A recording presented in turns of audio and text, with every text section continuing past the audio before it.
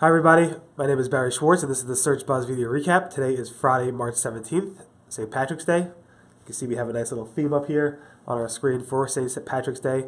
Google, Bing, all the search engines have pretty nice themes up for St. Patrick's Day. So I hope everybody have a fun and safe St. Patrick's Day. First up, lots to discuss. So last week we reported how Google came out with an algorithm update on March 8th or so, 7th or 8th, depending on what time zone you're in.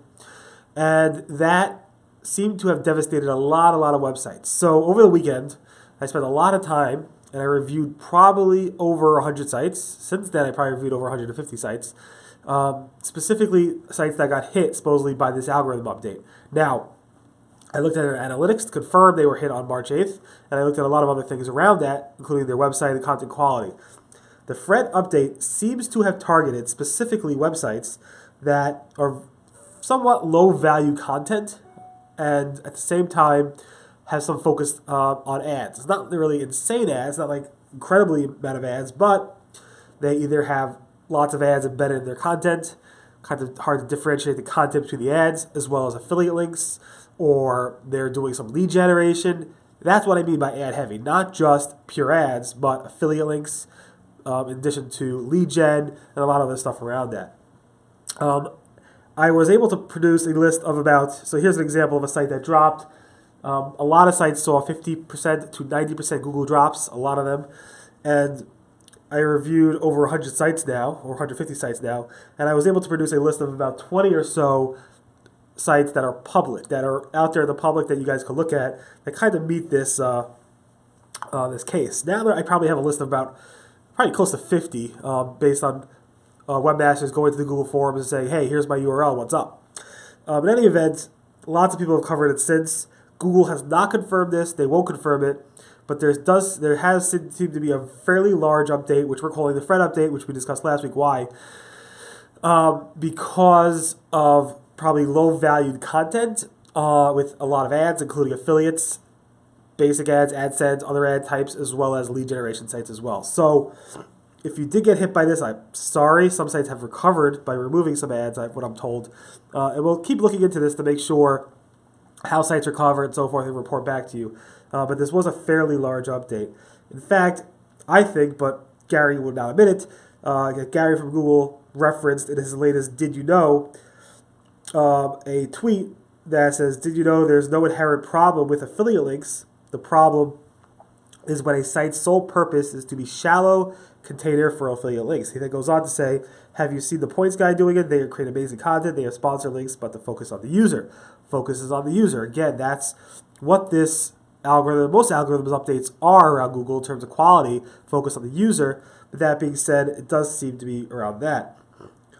Also, Google's search quality raters guidelines. The search quality raters are not really employees, but like contractors at Google that specifically go around and get paid by Google to rate the quality of the search results, either test search results or live search results. That data is then used by Google to figure out are their algorithms working or not, and what changes have to be made. So they don't impact directly the search results, but they give Google engineers the tools and information and data they need to know in terms of helping them improve the search quality of their search results. And they actually just updated the guidelines a couple days ago, specifically to help with what Google calls offensive, upsetting, inaccurate, and hateful search results. Now, sometimes people want to search for those types of search results, and Google doesn't want to stop people from doing that. But if you search for specific facts or specific information, Google doesn't want to serve up that type of information when you're not looking for those types of queries. And the quality raters were updated to go ahead and do that. Paul Har from Google, a lead search engineer at Google, who has been at Google for over 15 years, told us that this is specifically impacts about 0.1% of the queries. So it's an important problem, but it doesn't affect so many queries, which is interesting why Google's putting so much effort into it. In any event, Google specifically probably doing this around the whole fact stuff and inaccuracies and hate stuff that's going on. And because of that, Google's upping their efforts, and this is one way to see and measure if Google's actually doing a good job. So Google has algorithms out there today. They're going to keep improving algorithms to help with this problem. Regarding that, Paul Har from Google actually tweeted a couple things related to this, which I wanted to share. he basically explained that like the Holocaust denial is wrong and that's offensive. So it's wrong and offensive. And he also said wrong and offensive overlap in this case, but not always. There's definitely types of low quality of which there are many cases where it's inaccurate, but not offensive, or offensive and not inaccurate, and so forth. And because of that, it's a very complicated issue, but Google is working towards it, and they're working on it. Google's, Gary from Google, I believe, mocked PBNs.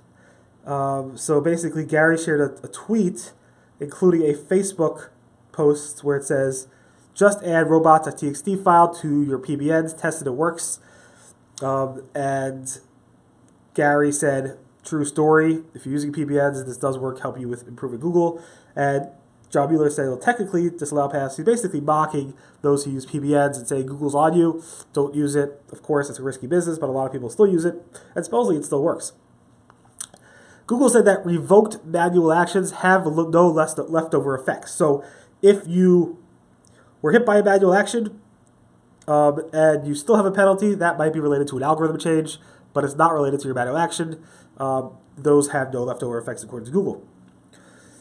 Google's page layout algorithm, the ad heavy or page layout algorithm that say, hey, you have too many ads on top of your page, is still important according to Gary from Google. He said it's still a very important algorithm. Google said you can rank for medium competitive keywords without any links. Gary said this over here, where he said,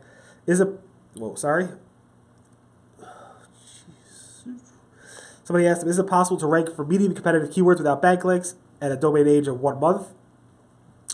And Gary said, yes, it's possible. So that's a pretty interesting tweet. It seems like Google's possibly showing invalid or inaccurate dates in terms of when they were crawled. So a lot of people are saying, hey, Google said they crawled this article 7 hours ago, but this has been around for weeks or just minutes or whatever it might be, and it's wrong. Both Engine at Webmaster World and Bill Hartzer noticed this issue, and it seems like other people are noticing this as well. It might be just an indexing or display bug.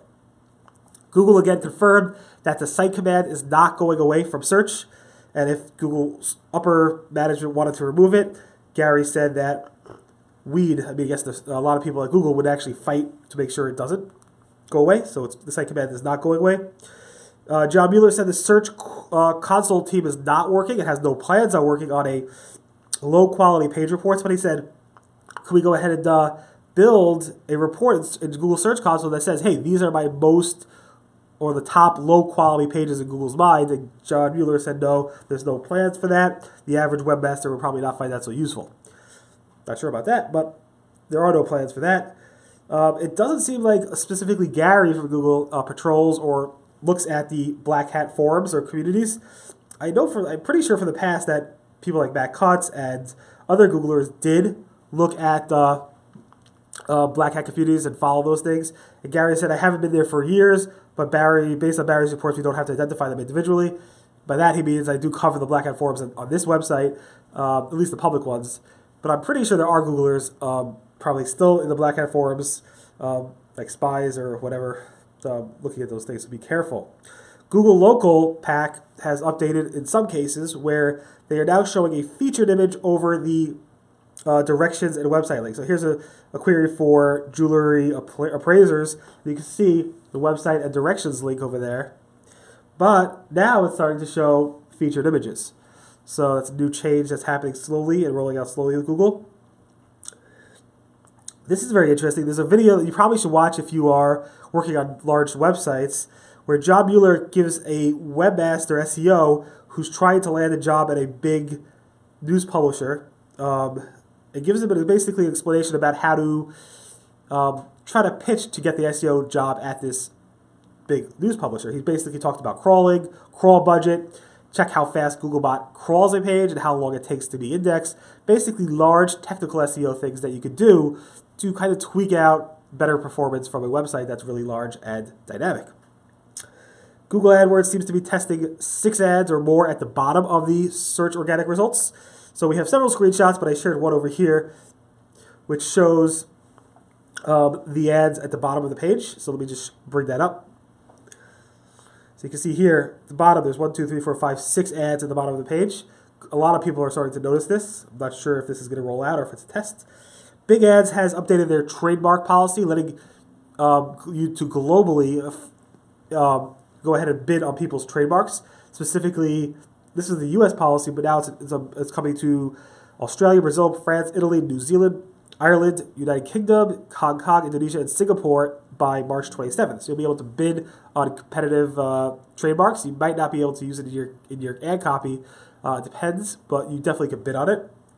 And finally, this is kind of funny. The Google Home device, Google Assistant, had some type of interesting developer integration that people confused as an ad, and they confused it rightfully so as an ad. So this is Bryson Mueller. Let me go ahead and try to play that video for you.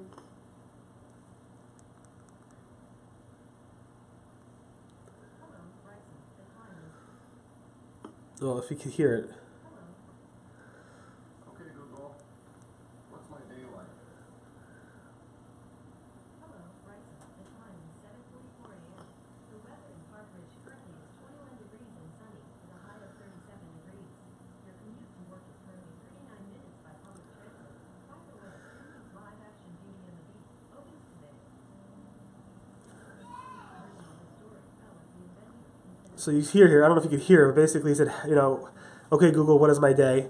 And it basically said about his day, and they said, oh, but did you know that Beauty and the Beast is opening today or tomorrow or whatever? And then he gives like a little commercial ad for it. And it's not an ad, actually, Google said. It's a developer integration. It wasn't paid for. It wasn't anything. It's just a Google partner developer integration that was mistaken as an ad. Because of that, Google removed it and so forth. So it's pretty interesting to see how developers and companies are using Google Home and Google Assistant to kind of promote their businesses and so forth, and how that might make Google look bad and how Google's tweaking that over time. In any event, thanks so much for listening to the Search Buzz video recap. Again, my name is Barry Schwartz. It's the search news we covered over at the Search and Roundtable at seroundtable.com over the past week. Everyone have a fun and safe St. Patrick's Day. See you guys next week. Bye.